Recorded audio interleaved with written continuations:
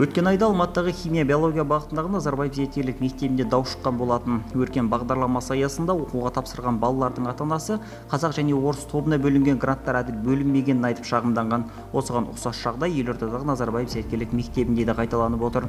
Данияр Рамазанов есімді желі қолданушысы Назарбаев зияткерлік мектебінің қазақ тобына тапсырып, 1238 ұпай жинаған қызының оқуға түсе алмай қалғанын айтады. Қызым, әкемен мектепте орысша оқығаным жақсы болар ма еді? Елордадағы Назарбаев зияткерлік мектебінің орыс тобына түсетіндерге қазақ тобына қарағанда неге қолайлы жағдай жасалған дегенде не деп жауап берерімді білмедім дейді ол.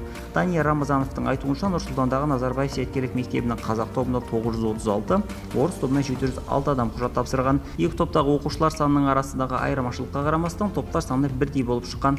Анел қазір 1238 ұпаймен оқуға түсе алмай қалды. Орыс тобына тапсырғандар аз ұпай жинаса да грантқа түсіп кетті. Қызым қазақ тобын таңдағанды өкінеді дейді оқушының әкесі. Мектеп әкімшілігі оқушыны резервке қойдық деп жұбатып, жылына 4 миллион теңге тұратын ақылы бөлімге оқуға шақырыпты.